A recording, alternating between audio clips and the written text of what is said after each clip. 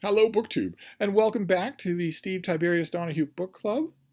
That is the source of the rather persistent itching you may have been feeling lately. That is the Steve Tiberius Donoghue Book Club, the inaugural book club on this channel. I am still feeling my way along on how to do a book club on this channel, the bells and whistles. I'm still trying to figure out what differentiates it from a simple read-along, and maybe nothing does except for labeling. I love the label of a book club. I think it's a lot of fun. And also, if I call it a book club instead of a read-along on my own channel's context, I am opening the door to talk about things that aren't in the common domain. Things that you would have to go and get. You would have to buy it somehow. Order it somehow. Reserve it somehow at your library. Something like that. That nomenclature opens it up a little for me. I don't know. I'm going to keep calling it a book club because it has that feel to it. Amazingly, for me, it does. It feels different from a read-along. I'm doing a couple of read-alongs. This feels different. Feels more infinite, a lot friendlier. A lot of you have been sending me pictures of our book, which is A Distant Mirror by Barbara Tuchman. A lot of you have ordered paperback copies of this thing, and you've sent me pictures, and you always include your pets. The pictures, I must have 3 dozen of them by now. You always include your pets. A picture of the book, and then a sweet old dog, or a very young dog who's clearly thinking about biting the book, or cats, or only one cat who looks bored, as cats always do, or other pets, other animals. It's so adorable, just adorable, and that feels different. I would probably have got that from a read-along if I'd asked for it. But this you had to go out and get. This is not in the public domain. It's not on Project Gutenberg. And I've been very encouraged by how many of you have decided that you wanted to do that, especially since for a lot of you, this represents a change of pace, to put it mildly, a gamble. This is a 700-page work of medieval history. A lot of you have been emailing me again. I've been bombarded with emails about the STD Book Club. And a lot of you have either had this on your shelf or seen this and thought, it's not for me. Not because I'm not, potentially interested in history, but because I think this is beyond me. I would probably have to do a lot of preliminary reading before I read this book. That's absolutely not true. If you have to do that, you are reading a bad history. In most cases. Every once in a while, there will be an advanced history. Well, the author is openly calling it that. It's being marketed that way, usually by a university press, and you would be over your head because the author is not slowing down for you at all. Every once in a while, one of those books will also be brilliant. And I'm perfectly willing to admit that those books are a bit inaccessible. You would need preliminary reading to probably get the most out of them, but not popular history. That is a scornful term in a lot of people's minds, but not in mine. Popular history knows that it's been a while since you were at school, you don't have time to do preliminary reading. Popular historians know that they have to make a story out of what they're writing. And there's nothing wrong with that. In fact, that is the right way to do history. And a lot of great historians were that way. I could go back into the 19th century and we could read a whole bunch of people that I love their works. I know backwards and forwards their biography. I know backwards and forwards. They all wrote in Boston because Boston is the coolest place in the world. But the 20th century also had its share of popular historians, and so does the 21st century. And Barbara Tuchman was a very popular historian. She wrote The Guns of August. She wrote The Proud Tower. Distant Mirror did really well. I don't think anything of hers sold quite as well as The Guns of August, but it got a presidential boost. If a U.S. president mentions that they've read or are reading a book, that gives it a huge boost. Even today, it does. It didn't for 4 years just recently. Oddly enough, during those 4 years, the sitting U.S. president never really talked about what he'd been reading on the nightstand table that night. Sure, it just slipped his mind. But anyway, and it's not quite the partisan thing either, because the current U.S. president isn't much of a reader anymore either. But anyway, this was still a popular book. This was in Book of the Month clubs and History Book clubs and Reader's Digest. It was all that sort of thing. And this is the story of, as you can see in the subtitle, the calamitous 14th century, which Barbara Tuchman staples to the life of one nobleman, Enguerrand de Coucy, who was a French nobleman who married a daughter of King Edward III of England. So in a way, his life also touches on a lot of the factors that Tuchman wants to write about in this book. He was an extremely powerful landowner and nobleman, so he was directly involved in war. That was the whole point at the time. That was the whole point of the nobility, was they had to be able to muster arms for you, the king, in defense of their own lands, but also in defense, technically speaking, of the idea of a nation. So he's connected with war. Also, he's intimately connected with the bubonic plague that struck the whole of the Western world during the course of this book. And he is involved in courtly politics and the repression of the poor and all that sort of stuff. Tuchman staples the narrative to him in a lot of different points. She never lets the narrative stray far from what's happening in Enguerrand's life. And I mentioned last time that I found that distracting. I often find that distracting in this book. I really think that Barbara Tuchman maybe underestimated her own powers of narrative. She doesn't need to do that to make this interesting to the general reader. I've heard, in the wake of that comment, I've heard from a lot of you who really don't think that. You really think that you really do like the fact that he is constantly in the book. I think that's fascinating. If that's helping a lot of you, that's great. And we digressed last time about the plague, about the Black Death. It's hard not to. Of course, whole libraries of books have been written about the bubonic plague and what it did to Europe and what it was like. It was a grotesque thing. It was a hard, horrible death. The one version of the bubonic plague was a hard, horrible death. It took you a few days. You knew what was happening. And your life got more and more miserable until finally you died, vomiting black bile. And it was also coming out of every other orifice as well, including, grotesquely, your ears. The other kind of plague that was happening at the exact same time was much quicker. You could die of it in one day. And it cut a swath through cities and villages all over Europe and then crossed the Channel and all over England as well. Doctors died in huge percentages. Whole families died, bricked up in their house, unable to leave, either to die of the plague because they get out, they're going to infect other people. This was a pandemic, which all of us are familiar with. So it was hard not to have an extra resonance to that there, where Barbara Tuchman wrote this in the late 1960s and early 1970s, and in her preface, the reason she calls it A Distant Mirror is because she's saying it reflects our own chaotic, calamitous times. And anyone alive in 2023 is going to say, oh, please. The stereotypical saying would be, hold my beer. What did you know of war in the early 1970s? What did you know of plague in the early 1970s? You were a decade off from the next truly headline-grabbing pandemic. What did you know of social unrest? Sure, you had some, but the 21st century, it's a perfect illustration of the fact that we always think that. We always think we're living in the very worst times. And historians often say that. I'm writing this book because, things are as bad as they were then. look at what 50 years have done. It reinforces a point that Tuchman makes at the very beginning of the book, which I read to you, which is to remind you that the ordinary days, the good days, don't get credit. They don't get into the chronicles. They don't get onto the evening news, to use a 20th century example. And so we are apt to forget, or maybe be encouraged to forget in works of history, that they were the norm for most times. But in the chapters in the section, we're reading the second half of the first part of this book for this week. And in these chapters, that stops being the norm for the people, the ordinary, everyday people living in France.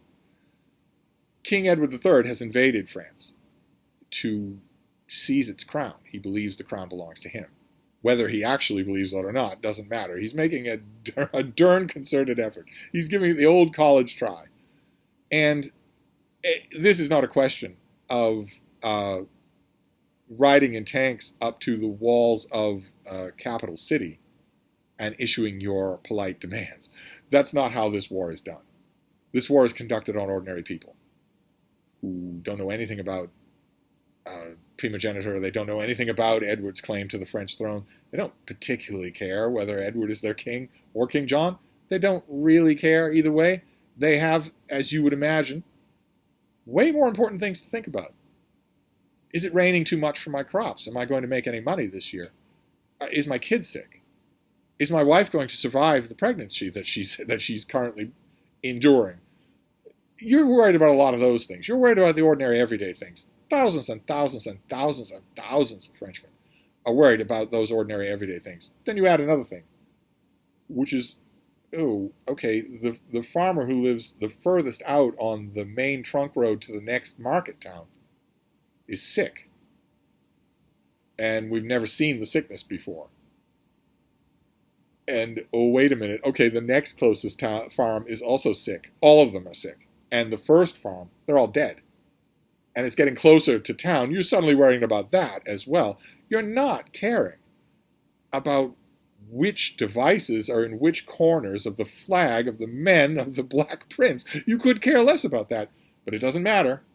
In the chapters that we're reading this week, the horror comes to you anyway, whether you care or not.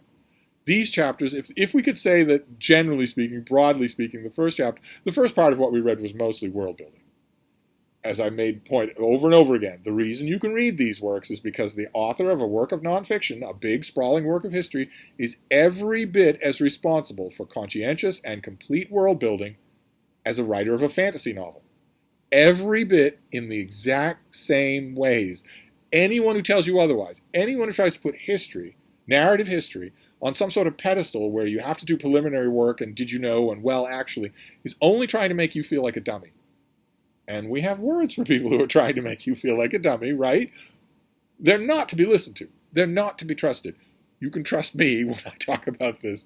You might not be able to trust me when it comes to the weather, but when it comes to books, you can trust me, and I'm telling you, the writer of a big sprawling work of narrative history is every bit as responsible for well-done world building as the writer of a big epic fantasy. I guarantee you there are a lot of people out there who reflexively think about big works of history differently.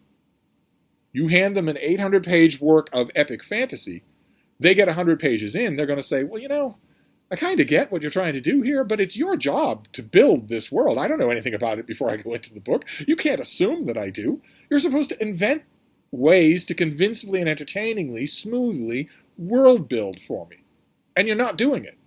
How many people read a debut fantasy novel who don't read history because they think it's a gated community? They read a debut fantasy novel, and in the review on Goodreads or Amazon or to their friends, they instantly, very confidently say, yeah, I got 100 pages in. I had no idea what the magic system was. And I was clearly supposed to know. The author was just dropping the ball. He was just doing a bad job of it. How many reviews have you read of people who said, yeah, the characters are well drawn. There's some good quotes, but the world building stinks. From people who, prior to catching a raging STD, would never think about doing that to a big work of history, while you can. It's, in fact, totally your birthright as a reader to do that in a book like this. If Barbara Tuchman is not doing good world building, it's not because your education is poor, okay, or your history reading. You haven't done enough history reading as a preliminary preparation for this book. It's that she's doing a bad job. And all of you have been unanimous that she does a great job. I'm very, very glad to hear that. That is absolutely true. And a lot of the first part of what we read was world building. But if we had to give an emphasis to that first part, it was plague. It was the bubonic plague. She has a set piece chapter on it. And it's going to make you think. I think it's going to stick with you more than, the abstract genealogical claims that the King of England has to the Kingdom of France. Mainly because it's far more gripping personally, but also because, again, we've lived through a plague. We just went through a pandemic. It's still claiming thousands of lives every week. Despite having, unlike with the Black Death, despite having lots and lots of prophylactic measures. If you get COVID-19 now, you almost certainly aren't going to die of it. There are vaccines, there are treatments, the hospitals now know what to do. That wasn't true with Black Death. You had to hope that it would recede. And that was it. You had to hope that it would recede. The same thing with the flu epidemic of 100 years ago. You had to hope that it would recede, and it struck the world. It took a lot of lives. It receded, and when it came back, it took even more lives because nobody knew what to do. Wear a mask? Social isolate? Sure. But other than that, COVID might feel like it's in the rearview mirror. It's still present, but we all lived through it. So it's natural that the bubonic plague parts would strike a chord and be really memorable in that first part. The second part belongs entirely to war. And that's not something that a lot of us have direct experience with. If you could hand the chapters that we're reading today to someone in Ukraine, it would register with them. Where, I'm a patriotic Ukrainian. I don't want to be a slave of Vladimir Putin. I don't want to be a vassal state of Russia. But I was minding my own business. And now my house is in ruins and two of my kids are dead. And that's very much what we get in these chapters. I have a few sections marked out that I thought I would read to you, just to sort of give you a feel for that. We'll jump just around a little because Tuckman touches on a few things here. She touches on the cluelessness of nobility. She touches on the day-to-day, the ordinary life. The thing that she's wonderful at is the ordinary life of what it was like to live in the 14th century. She does that over and over. But I want to give you a couple of passages on war that I marked out. One is just a village and what you could or could not expect. Don't worry about the context. Although a lot of you, I imagine, have got here by now. This is in a chapter called Coucy's War. If the cry of horror in the local chronicles is evidence, never was carnage worse than in Alsace, the region of Alsace, famous later for Alsace-Lorraine in a totally different military conflict. 40 villages in the Sundgau were robbed and wrecked, 100 inhabitants of Wattkiller were killed without mercy, men and women seized to serve the brigands' needs, the Franciscan monastery at Thann burned to the ground, the convent of Schonensteinbach so ruined that it was abandoned and its lands not cleared again for 20 years. The companies exacted their usual tribute, which the rich paid in money, horses, and fine fabrics, and the poor in shoes, horseshoes, and nails that you couldn't spare. When questioned as to the purpose of their campaign, some captains reportedly replied that they had come for, quote, 60,000 florins, 60 stallions fit for combat, and 60 garments of gold cloth. The bishop and magistrates of Strasbourg paid 3,000 florins to ransom the city from attack. In one place where a band of combative villagers succeeded in killing 20 of the enemy billeted among them, they suffered such cruelties in retaliation that audacity gave way to despair, and they fled, abandoning their homes. That happened over and over again. That's the backdrop of this story. And there were men who profited from that. I'm not talking just about the armies that profited. There were mercenary captains. Condottieri is what they were called in Renaissance Italy. Men who sold their sword, including Englishmen, who were only in it for the money. They only cared about that. We mentioned, Tuckman has a wonderful passage on one of the most famous one of those, John Hawkeswood, who he and his fellow condottieri could often rule with just an unchecked ruthlessness. They would basically own a valley until they were done with it, until they were just finished with it and wanted to move on. And we have an example here about Hawkwood. Not to be held entirely infamous, Hawkwood, it was said, sent 1,000 women to safety in the town of Rimini, and allowed some men to escape from a town that he was enveloping. Carrying out the solution threatened by Solomon, he was also reported to have cleft in half a nun over whom 2 of his soldiers were fighting.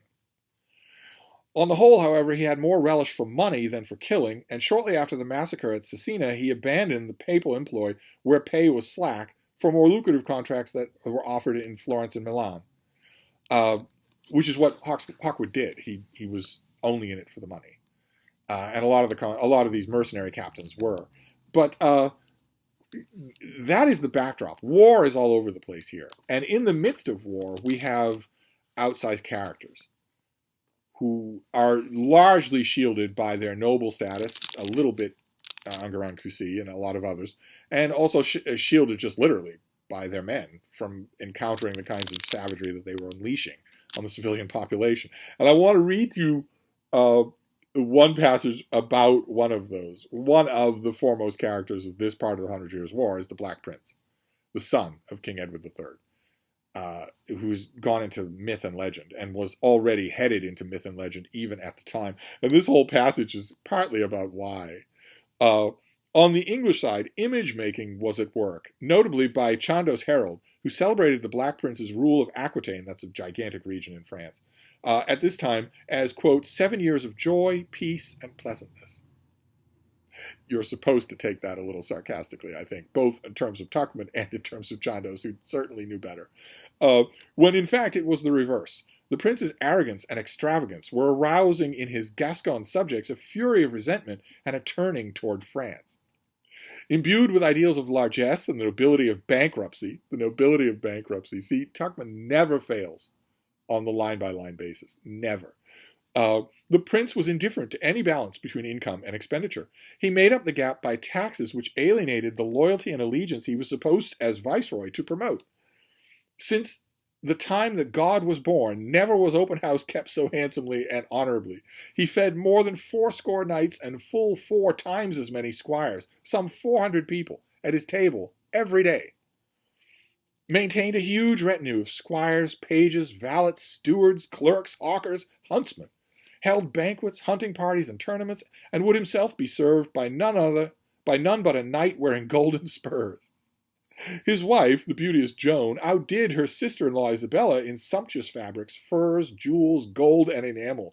The prince's reign, Chandos Herald enthusiastically reported, was marked by, quote, liberality, high purpose, good sense, moderation, righteousness, reason, justice, and restraint. Except for, and then Tuckman, she closes that quote and then ends the paragraph by saying, except for the first 2, the prince had none of these qualities. Because she is always present. She is always wonderfully present in the book. She doesn't overload the narrative. She doesn't overpower it, but she's always present. She's not just telling you these things. She has her own opinions. That's what, that and her penchant for wonderful, perfectly timed quotes. It makes this a joy on every page. This is exactly why I thought you would all enjoy this.